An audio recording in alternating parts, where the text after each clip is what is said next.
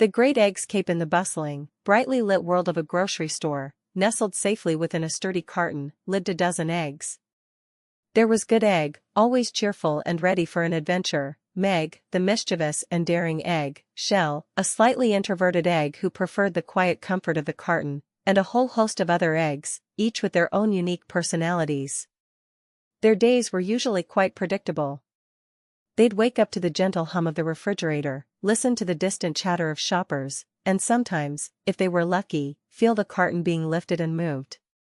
But one sunny morning, everything changed. It started with Meg. "I'm tired of being cooped up," she exclaimed, rolling precariously close to the edge of the carton. "There's a whole world out there, waiting to be explored." Good Egg, ever the optimist, perked up. "An adventure? I'm in." Shell, however, shrank back. "But, it's safe here," he stammered. "And what if we get lost? Or broken?" Meg, with a playful grin, nudged Shell. "Don't worry, Shell. We'll stick together. And besides," she winked, "what's life without a little crack-up?" And so, the Great Eggscape began. Under the cover of a distracted shopper, Meg, followed by Good Egg and the rest of their carton mates, tumbled, as gently as possible, onto the cool, smooth floor of the grocery store. The store was a kaleidoscope of sights, sounds, and smells. Towering shelves stretched towards the ceiling, filled with colorful boxes and jars. The air buzzed with the chatter of shoppers, the rumble of carts, and the cheerful music playing from the speakers. The eggs were awestruck. "Wow," whispered one of the smaller eggs, "it's even bigger than I imagined." Meg, ever the leader, gathered them together. "All right, team," she announced, "Operation Exploration is a go. But remember, we stick together. No egg left behind." Their first adventure was in the produce section. They marveled at the giant watermelons, swung on the vines of hanging grapes, and slid down the slippery slope of a pile of oranges. Shell, despite his initial hesitation, found himself laughing and enjoying the thrill of it all. Next, they ventured into the dairy aisle. They dodged the wheels of shopping carts, narrowly avoided being scooped up by a curious toddler, and even took a refreshing dip in a puddle of spilled milk, which, to their surprise, tasted quite good. As the morning wore on, the eggs played an elaborate game of hide-and-seek. Good Egg was at first, his cheerful voice echoing through the aisles as he searched for his friends. Meg hid behind a stack of cereal boxes, Shell squeezed between a row of yogurt containers, and the other eggs found various clever hiding spots.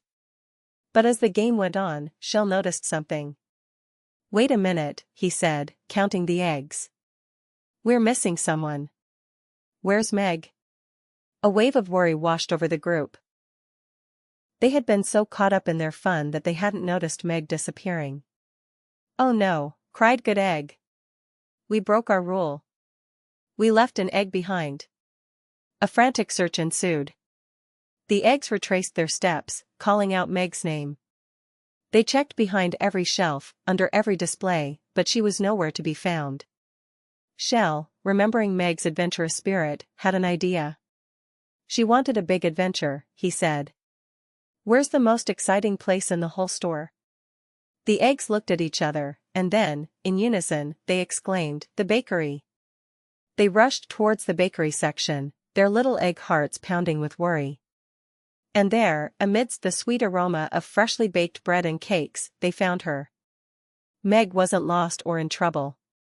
She was simply mesmerized by the sight of the baker decorating a giant cake, her eyes wide with wonder. "Meg," cried Good Egg, relieved. "We were so worried." Meg turned around, a sheepish grin on her face.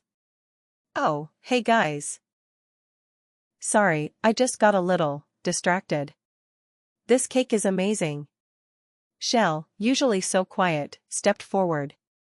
"We were really scared. We promised to stick together." Meg's grin faded, replaced by a look of genuine remorse. "You're right, Shell. I'm sorry. I didn't mean to worry anyone. I guess I got carried away." The other eggs nodded in understanding. They were all a little bit adventurous, and it was easy to get caught up in the excitement of exploring.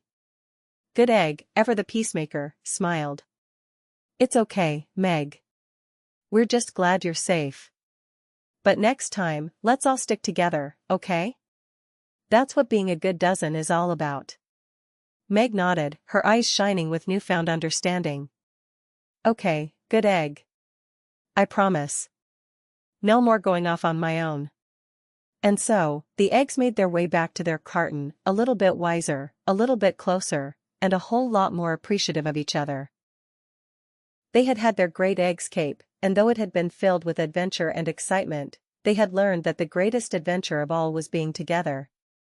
As they settled back into their familiar carton, Shell spoke up. You know, he said, maybe it's not so bad, being an egg in a carton. As long as we're together. The other eggs murmured in agreement. They had faced the big, wide world, and they had discovered that their greatest strength, and their greatest joy, was in their friendship. And as they drifted off to sleep, nestled together in the quiet darkness, they dreamed of their next adventure, knowing that whatever it might be, they would face it together, as a good dozen should.